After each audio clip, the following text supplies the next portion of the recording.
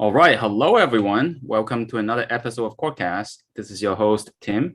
And this is Sile. Welcome, everybody. Unfortunately, Mikey will not be able to join us due to some medical reasons, so we will proceed forward and hope he has a speedy recovery. So with that, I want to just say some few logistical things. If you're on YouTube watching us, do post any comments in the channel or questions, and we'll get to them. Also, if you haven't already, come mad chill with us in our Discord channel, and we will also answer your questions and or comments in that section as well. So without further ado, welcome to a brand new episode of Quirkcast. Now, so Tim, I was thinking like, I heard that you can't travel like faster than light, or it's even really difficult to get at the speed of light. But like, I want to really visit the like nearest galaxy. Is there like a way for me to do that faster? What would it take for me to like be able to do that?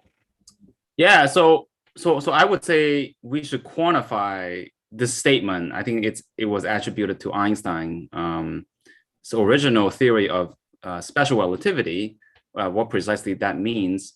It means that so I'm going to be like more technical but precise. It means that if you zoom in like a very nearby patch of space-time, just like around us, I don't know, like around Earth or something, right? Such that the space-time it's flat enough, like flat enough around you, then there's no way for you to go faster than the speed of light, right? So that statement. It's kind of seems like a law or some kind of like I don't know. It just seems like some pretty arbitrary thing, right? Like you can ask the question, oh, what maybe like is there some way to dodge it? Like what if I just try really hard? But part of it is actually embedded into the notion of a space-time, right? So in this very limited sense, so locally is very important. Locally, in this small area, like two people nearby, you're never going to be able to measure your body moving at the speed of light. It might get close, but not quite. And that's because in space time, we kind of we don't think of just space and time. Like velocity is the amount of space over the amount of time, right? Mm-hmm. But really, the right way to think about space-time is there's space and time, and you're going through space and time at the same time, right? But then it's kind of the language makes it a little hard to describe it. But when I say time, I'm talking about a different kind of time, right? Maybe with respect to some other notion of time, you're going through space and time, right? And because if you think about structure like this, it becomes the limitation become clear is because it's because of the relationship between space. I guess once we delve a little deeper, I think it will become apparent. I think when we examine what happens when you try really hard, and then you'll see that it kind of doesn't make sense because the way the structure is. Yeah. So actually, before we delve into that, can you give our listeners a bit of an overview of like the shift from thinking of space and time differently to thinking of them as like part of the same thing? Because when I remember when I learned high school physics, I would like imagine a car is driving, it covers this amount of distance in a certain amount of time. And I think of like distance over time, and then that's like my velocity. And I think of these two things as separate things. Like, why are they related to each other? Like, what tells you they're connected? Yeah, and that's because and that kind of comes together when really you okay. Well, I think in the beginning it was proposed by Einstein to solve one of the problems where the speed of light is always the same, right? So here's the issue. So this comes from observation. So imagine you're on a train, you throw a baseball on the train, let's say, and then to you the baseball is moving at some speed, but if from people on the side of the train, when you throw the baseball is moving a lot faster because you're in the train, right? Let's say the train is going 200 miles per hour. The baseball will probably at least go that fast, according to you, right? So that kind of intuition is assuming that there's sort of this global clock, right? Like someone is timing it. Like there's some, I don't like to use this word, but imagine there's like a god that keeping track of time, like the god of time, right? Yeah. So it turns out that for light, that doesn't work.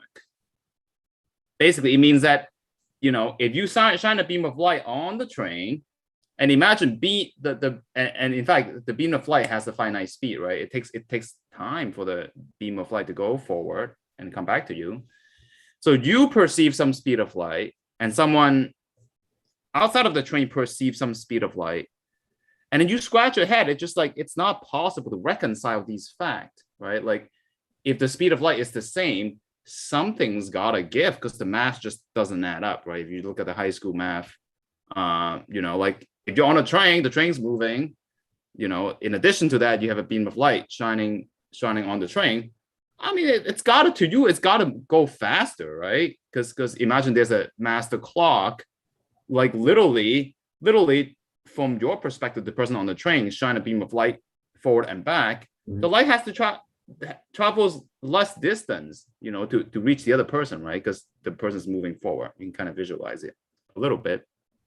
So literally the math doesn't add up.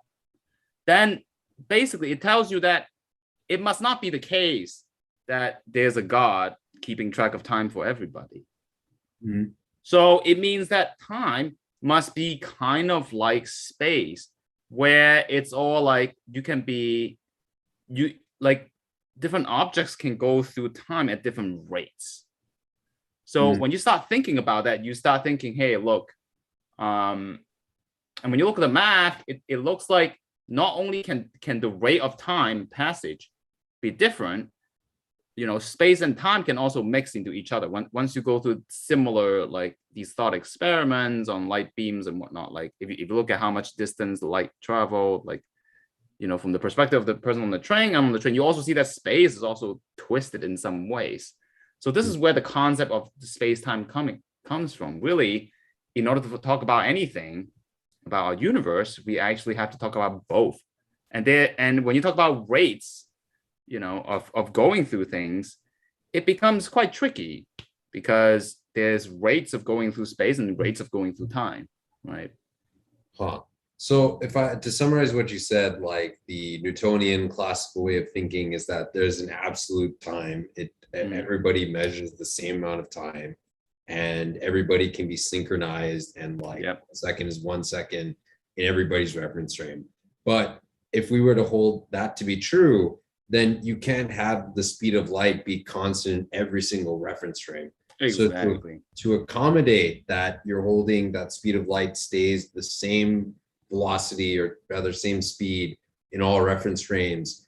You need to kind of change this notion of like that space and time are not actually different things, but sort of like not necessarily one and the same thing, but like they're kind of both on the same level in a certain sense. Right. Yeah. So that's exactly it. If you want to have a master record of time, then the speed of light cannot be constant. It just cannot be. So in order for that to be constant, you have to give something up. And to give that thing that was given up was that time itself is like space. It has to be relative, right? And from this angle, you kind of see that, there's something special about the speed of light.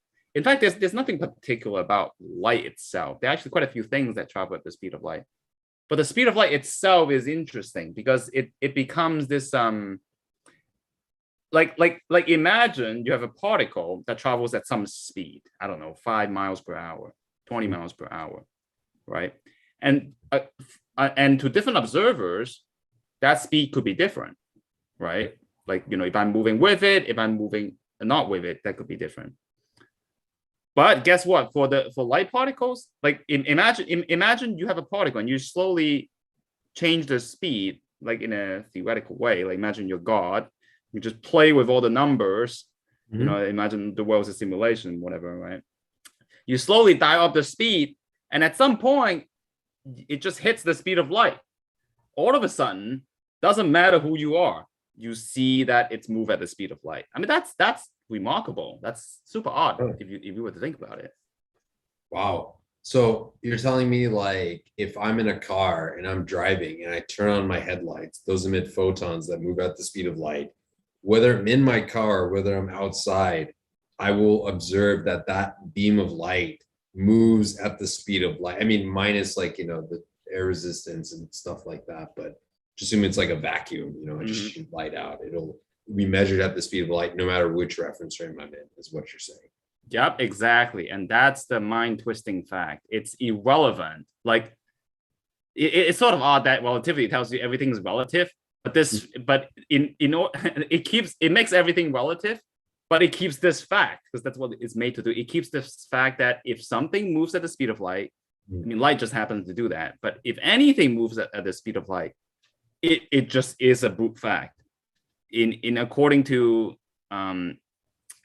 doesn't matter what observer it is, it moves at the speed of light. But let me clarify, it has to be a local observer.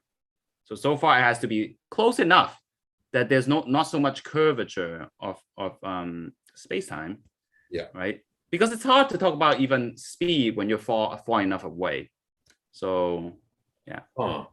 So before we get into that, I want to like dig into the significance of things that speed of light is constant every reference frame. So how does that affect like our like experience? Because we don't on a daily basis, other than light itself, experience things that move close to that speed. So like what would kind of be the intuition if we were moving very close to that speed, but not at the speed of light? Right. Yeah. So of course, in everyday experience, we don't experience that, right?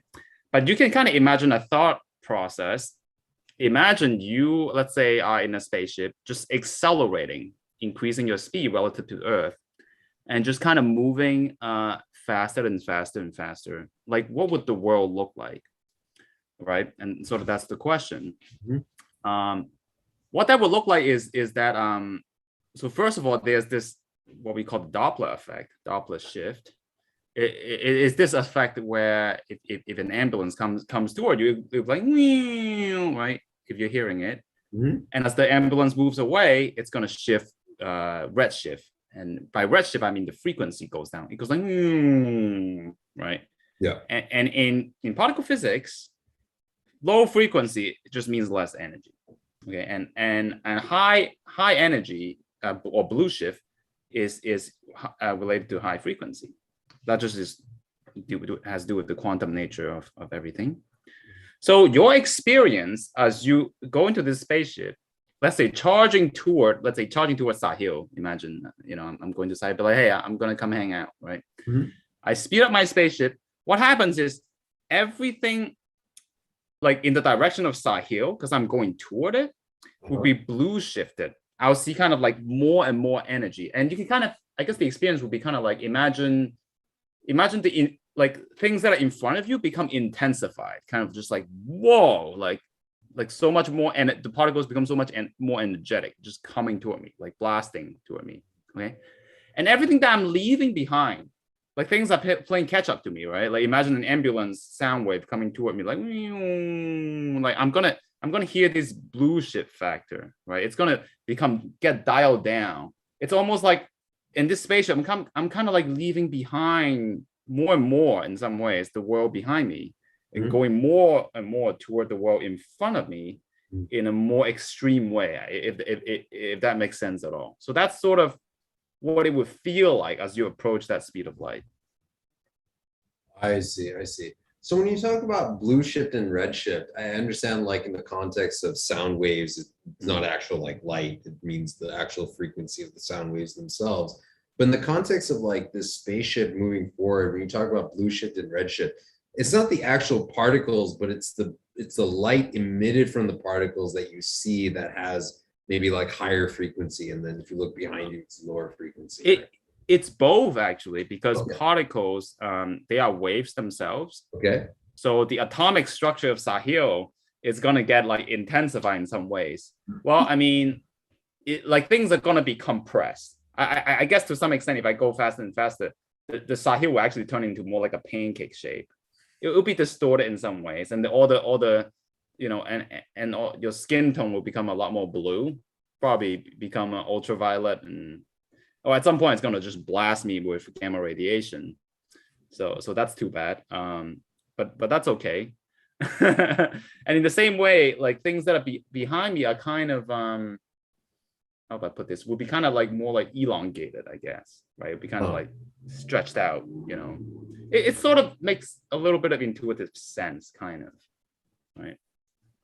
So are you saying like as the direction if you're heading towards me, you'll see me kind of getting more flattened like a pancake, and also like you'll see like more blue light or more like higher frequency light coming towards you, in addition to like seeing me be more blue. So I'll be like more like a member of the Blue Man Group if this is your heading. Yep, exactly. And then everybody else you look behind will appear to get more stretched out and like redder and redder in a certain sense. Yeah. Okay. So then my question is like, why is it so hard to move at the speed of light? Can't you just take like more protein shakes and just run? Or like, what's going on with that? Yeah. So if you go through this kind of thought experiment exercise, like imagine this scenario again. Like imagine, Sahil, I'm coming at you, right? Tim, there's a box in the middle that says recording that one of the audience members has asked to remove. I don't know if you can see it. Oh shoot! I think 1 second. I think it's gone. Okay. Apologies. It's recording on a different computer, and I just neglected to click on it. But it's okay. Hopefully the sound will come out okay. So okay. Anyway, let's get back on track. And you were asking something? So I was mentioning that like what's in front of you gets flattened, and then what's behind you gets stretched. My question is like, why is it so hard to go at the speed of light? Like, what will it take for me to actually do that? Like, how hard do I have to train to actually do that? Yeah. So I'll go through two parts, and it's actually interesting. So if we go through this thought experiment, of course, it will turn out that it's impossible, and I'll explain why. But then with a caveat, and it turns out that it actually is possible in some ways. But let me go through the first thing first. Okay. Why is it impossible? It's because if you just go through this, exercise where I'm just going to try harder, blast more energy out of the spaceship, go faster, the space-time in front of me becomes more and more degenerate, and the space-times kind of behind me become more and more kind of tuning out. And in the limit where I go to exactly, let's say theoretically, I go exactly to the speed of light, it's actually very interesting. The space, because everything gets so compressed, the way I see the universe will space-time itself will be completely crushed into an infinitesimally thin pancake. Basically just like a two-dimensional sheet. And everything that's behind me will be completely irrelevant because all the energy will dial down all the way to zero. Everything that's in front of me will dial up all the way to infinite. Okay. So that's what you will see. You actually see the universe as a sheet. And clearly the universe is not a sheet. But then the way I see it, this sheet is sort of like a subset, like a slice of the universe. It contains some information, but not all of it. But it's a very intriguing view of the universe. But then you can see how kind of degenerate that mathematical transformation is. You're basically crushing the entire universe, and in this viewpoint, and all the radiation from you, Sahil, will become so hot, will just burn. It have infinite energy, basically, right? It becomes so hot and infinite that that you just have infinite energy everywhere. So that's not possible, basically. It can't happen. So it's because in physics, things just can't be infinite, right? Yeah. So physically, it cannot happen. And the only way it can happen when things don't have when things are not infinite, like in order to fight infinity, like you need something, you need zero. So basically, when 0 times infinity, you might actually get something reasonable, right? And that number is the mass of u, right? So anytime you go to the speed of light, if you have some mass, you can't. But if you have mass 0, you by default travel at the speed of light. You travel, I don't know if you call that luxury or not. But at the same time, you cannot slow down because you're stuck. Because if you slow down, I guess you have 0 energy, because all of a sudden you have to like, boom, just like get cut off, and you might as well not exist, right? If you have 0 energy, just completely irrelevant. They have no interaction. Huh. So what you're saying is so the only way to really move at the speed of light is to just have no mass, and so to just lose all of your weight, just like go on a diet, and then I can achieve the speed of light, is what you're saying. Yeah, it's sort of like what I don't know if you watch Avatar. You gotta become one, like the air master. You gotta become one with lose all your earthly belongings and just become massless. And in some sense, it's quite poetic, because if you kind of believe in the state of the universe, ultimately everything will turn into black holes. They'll decay, and at the end of the day, everything, you, me, Earth, galaxies, Andromeda, the entire universe will decay into radiation.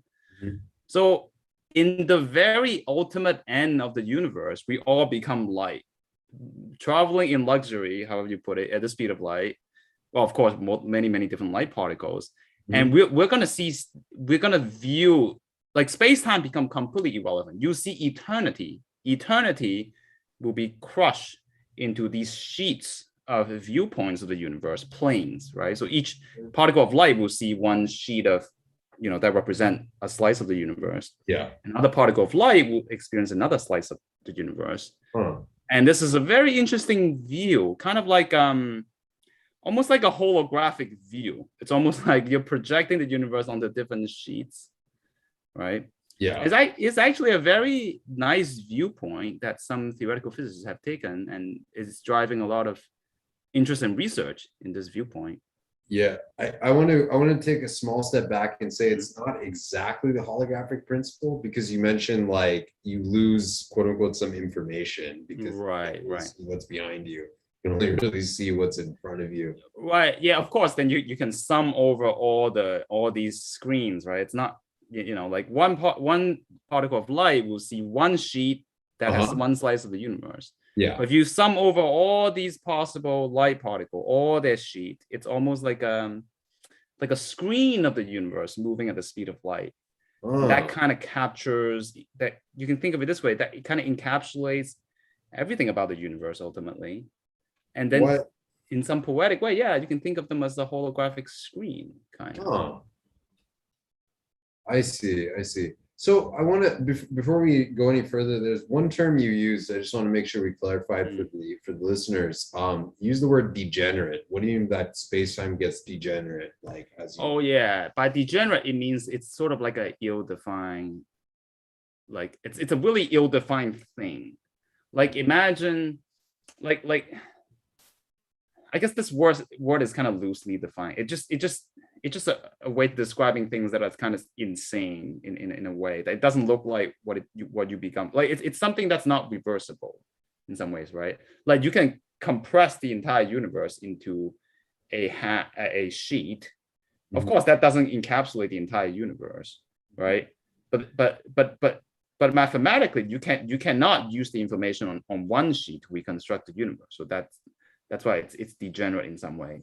I guess it's just like you're losing information, you're just crushing them together, right? Gotcha. So degenerate just in this context means that even if you had the sheet and you knew everything about the sheet, you still wouldn't be able to reconstruct all of the universe because you're missing information in that. Right, but you could combine this different sheets and reconstruct the universe this way using different sheet. And I like to use the screen. It's kind of like it's sort of the image. It's this poetic image that everything in the universe will maybe ultimately see. They're particles of light, and you just see, and you just sum them all up, and that gives you the entire universe.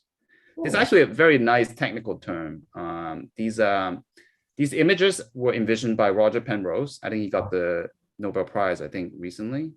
And he invented this thing called the twisted space. This is actually how he envisioned it. This is a way to think about the universe, right? Maybe information about the universe is encoded in this way. But very speculative, very mathematical, very technical, right? yeah. So before I ask you about these sheets, I want to get to an audience question, and it's asking, is there a max possible human speed that we could potentially reach some fraction of c? There is no practical limit, and also I want to get to the loophole, right? You know, we're just doing this very limited thought experiment where you're just in flat, technically speaking, very flat space time, and you're just charging forward. Oh, of course, you can't get to the speed of light, but there are ways around it. There are ways around it. That's why they're like warp drives, and of course we'll get to that. Black holes, it's a great warp drive, and yeah. Huh. What are these loopholes? The lawyer side of me is starting to. Yeah. Yeah. So the loophole comes in when you consider Einstein's general theory of relativity, right? Of course, the speed limit just tells you that, hey, Sahil, if I'm nearby to you and the space time is not so curved, you're not going to see me moving, faster than the speed of light, right? Yeah. But of course, let's say if I'm many galaxies away, like in Star Wars, I have like the concept of speed is almost irrelevant, right? It's like, hey, Sahil, in this 2-3 galaxies around, maybe he has to move less than the speed of light. I can't even see you that many galaxies away, right? Yeah. It'll take millions of years for the speed of light to travel to me. How am I to have a constraint on your speed or the speed at which you travel, right? That's silly. So at long distance or really high curvature, this limit is actually, you can get around it. That's why there are these constructs where you imagine with a warp drive, you can warp space-time so much, such that, such that let's say when I'm just a little outside of the warp drive, because space-time is so warped, I can't really measure your speed in a reasonable way. But then maybe your whole warp drive could move actually faster, like as a whole on average, than the speed of light. But then you didn't violate anything, because if I really were to come into the warp drive or get close to it to measure you, you're not actually moving at the speed of light. But it's because space-time is so warped, that this can happen. And the same situation goes with things like the Hubble volume and black holes, as we'll get to, right? It's actually not the limit is it's not exact. So I want to like dig into one of the things you mentioned about being really far away. Like if I'm in a vacuum and you're really far away and I get one light signal that comes like basically at some sort of cadence, and I see like, oh, you're here, and then like another second later I see that you're there. Couldn't I say that that's your speed, even if it's not very meaningful? Like, yes, you could if you're really far away in flat space-time. If space-time is flat, you can do that, right? okay. But imagine you have a warp drive, you try to send a light signal out to me, that light has to go through all this warping, right? And maybe as you measure the ticking of the light, you're probably not going to measure the speed of light. Actually, I don't know how that would go, but I think it will all be okay.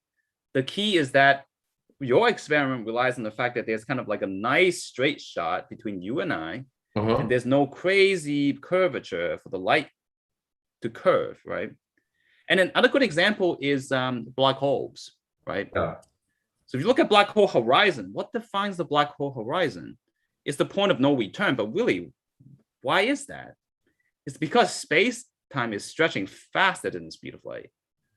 So from the outsider perspective, if you really think about it mathematically, let's say I fall into the event horizon, and Sahil, you're like, oh, let's see how fast Tim is moving. Yeah. If you look at the math formula, I will be moving at the speed of light at the event horizon, but you couldn't measure it because it's the point of no return. Like I passed through it, or sorry, I'm not going to be able to send any signal to you, right? Yeah. Yeah, no, that does make sense. I guess like from the warped space point of view, if we go back to Mhm. that, are you saying there could be, so if I imagine, let's suppose you're in the warp drive, I'm outside, I want to measure how fast you're moving, and you emanate light or some kind of pulse or radiation or something, and the first pulse hits me, and then the second pulse hits me, but I don't know like how far you've moved in this warp space, and maybe the pulse that hits me might be like much, much later on because it could be a kind of, loosely speaking, like a chaotic sort of warping where like if you emit one photon of radiation out and then you move a little bit and you emit another one, it could end up in a completely different like location outside, right? Yeah, and you might even, I don't know the technicality of some of these warp drive uh theoretical papers. In some cases, you might not even be able to receive the signal. Like a good analogy is like the black hole. mm, Let's go to a more conventional scenario, like the expansion of the universe. Like space is stretching, more and more. yep, And if you look really, really far away, imagine like Tim heads out in this direction, and yeah, just blasts himself off to really far away. Eventually, he'll go past what we call the Hubble volume, hmm, meaning that me with respect to you, I will be moving faster than the speed of light because the space time is expanding, it's hmm, stretching more and more, yeah, right? And in that case, at some point, like let's say I keep sending you signals so you can keep track of time. Be like, hey, oh, this is 1 year Tim time, and let's see how far he goes, whatever. yeah, yeah, Let's say I send you a signal, right? At some point, once I go beyond that Hubble horizon, well, I can't send you signals anymore because because space time is stretching so fast. The light will never reach you. I mean, at that precise, let's say at that precise location where it's like I'm just approaching the speed of light, the light signal will get so dim, right? Because remember, as I'm moving yep, forward, everything behind me will get dimmer, well, kind of like stretched out, dimmer and dimmer and dimmer, yeah, like redshifted. That light signal will be redshifted to negative infinity, well, to zero, basically. yeah. It will have no energy. It might as well not exist, basically. uh So I have a question for you. Let's suppose space-time was like fully flat, but you had this like expanding part, just like kind of Mhm. go in that sort of model. And you kept going further away from me. And eventually at a long enough distance, you go outside this Hubble volume, so you can't send me signals. But you had mentioned earlier that like the long distance measurement, if your space-time is flat, is still like valid in a certain sense. Like you can do Mhm. it. What's the difference between that case and like this case? Space is still flat. It is expanding, but you go past a certain volume. Like what? How can I think about that? Yeah, I mean, you could get a notion of like speed, but yeah, but that notion of speed is not, it's not that meaningful, right? That's why it's not going to follow Einstein's constraint. So yeah, there's definitely some notion of speed that you can compute that could exceed the speed of light, like the way at which galaxies are receding. That's a very real thing in astronomy, and you can project it. Let's say in the future, at some point the speed can exceed the speed of light. Yeah, you can come up with notions like that, mm, yeah, but that doesn't violate any particular law, right? And yeah, it's not quite sure how useful that would be, because it's not like you can ever catch up to that person and be like, hey, that was great job, by the way, to go faster than the speed of light. So Uh, so we have a comment slash question from an audience member who says, seems like cheating. If you can't measure, observe it. If it's too far away, anything could happen. Like question mark. I mean, to some extent, it's true. You can argue it's true. So this question, it's a bit of a give or take. Yeah, there is this law in physics that if you can't measure it, even in principle, like, is that really real? But then, of course, this is where physics gets murky, right? Like, we have many episodes talk about holographic principle, entanglement. And maybe you can't measure it, but maybe there's some entanglement there either. Maybe there's a different perspective of looking at it. So I don't know, right? But maybe this question is just this human. At the end of the day, it's just a human insistence to have some numbers greater than some other number. So I don't know how valid or how interesting that question is anyway. But Yeah. Yeah. So I guess like I guess like how is this useful thinking about if we can never actually go at the speed of light, like why bother even thinking about it? Like what it means to go at the speed of light, that reference frame. It's not accessible to us. yeah, I mean, of course, if you only insist on thinking about that problem, maybe it's not so interesting. But I think a lot of times physics, new breakthroughs are created when people think of these weird scenarios.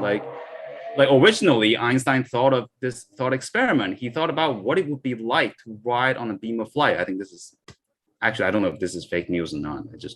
I didn't verify it. So let's put it that way. But that got him intriguing. I mean, ultimately, he didn't have to answer that question, but then it intrigued him to think about that in such a way that, he come up with the theory of relativity.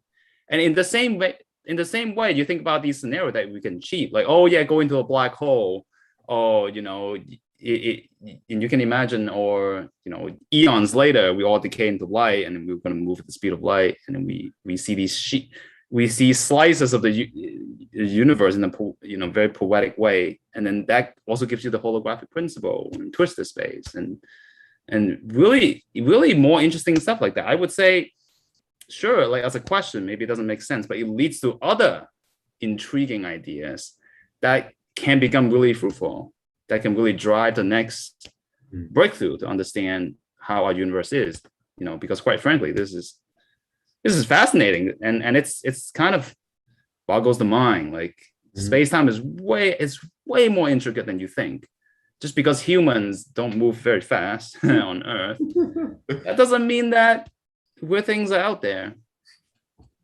So are you saying like you can sort of reconstruct the holographic principle, or like at least gives more credence to it, because you can take these like 2D sheets, and if you sum over them with all the photons coming out, then it gives rise to like as if you're kind of projecting the universe onto like a two-dimensional screen of some kind of surface in a certain sense. Yeah, I wouldn't say it confirms it. I would say that, we keep talking about it for many times that like it's another piece of evidence that tells you how intricate space-time is. Like this is just one of the many pictures, a holographic way of viewing the universe. That's one way.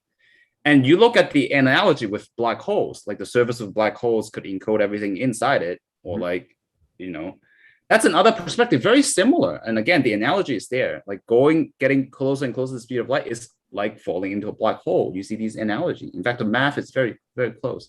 And the third one is imagining things moving so far away because of the expansion of the universe. And it's kind of like, and eventually you don't see them anymore. They move too fast. And it's almost like we're kind of in a black hole in some ways, right? So, and you might argue that maybe our universe is kind of encoded on the surface of this horizon. So they're just multiple intriguing ways, completely independent in some ways. I mean, they're related, but they're kind of like completely from different thought experiments. That points to the same concept, the holographic principle. And you just got scratching your head. This is one of the instances it feels like, there's something there with discovering physics, right? I mean, nobody knows really what the answer is. It's very, very intricate theoretical stuff, but. So one question I want to ask you, just to like also for my clarity and maybe the audience's clarity, is like you mentioned this, it's the similar situation that as you head towards the speed of light, it's like approaching the event horizon of a black hole. But the way you described it is when you like reach the speed of light, like the universe gets flattened into a pancake, effectively. But when you go through like the event horizon of a black hole, I wouldn't imagine I see the universe getting flattened to a pancake, right? Yeah, because as you go into a black hole, it kind of has this phase transition. At some point, like, I mean, I encourage everyone to check out some of the YouTube videos on what it feels like to fall into a black hole. It's very interesting. So it's like you as you fall to the black hole, the universe behind you kind of keeps shrinking in your visual view. And at some point, once you pass the event horizon, it's gone because like you cannot escape anymore. It's irrelevant to you. And you kind of just channel through in this new universe, right? And I think this is a very similar experience. Imagine if you were to theoretically force something to accelerate, like whatever it takes, infinite energy to go to the speed of light and go beyond. It's going to be very similar. It's kind of like, all the things behind you will completely fade away, kind of blue shift out. And as you go past this flip, you're going to, the perception is you're going to see like a different view of the universe, right? The mathematics is very similar. But in any case, yeah. So that's what the math would be like. It's almost like going to a wormhole and just coming out and have a different perspective of a different universe. Wow. So are you speculating that like inside of a black hole could have like a separate, not universe how we think of it, because it can be very different, but in a sense, like inside of black holes, its own like universe, and use that in quotes. Yeah, maybe. I don't know. I would be very intrigued to find out. But of course, I'll never come back to tell the tale. But yeah. So I think with that we're definitely way over time. Any concluding thoughts you want to say to our audience before we head out? Yeah, I would say, can we go at the speed of light? How can we? I guess, yeah. The short answer may be like no, but it's like a soft no. There are ways to cheat around it. And if you really try hard to cheat, you get these really interesting scenarios of like warpings and black holes, event horizons, and it's a nice story. So all you do is not be measurable. And it just can't. Yeah. No, you can't tell anyone else about it. It's like, oh, I did this thing. But oh wow, so if you go faster than light, you can't brag to your friends, basically. Sorry, yeah. Oh man, that's what good is it if you can't tell anybody about it? No, yeah. So is it even worthwhile to begin with? I think that's given me a lot to think about my aspirations of going faster than light. Yeah. So with that, I'd like to thank everybody for joining us, and we'll see you all next week. Yeah, see you all next week. Bye. Bye.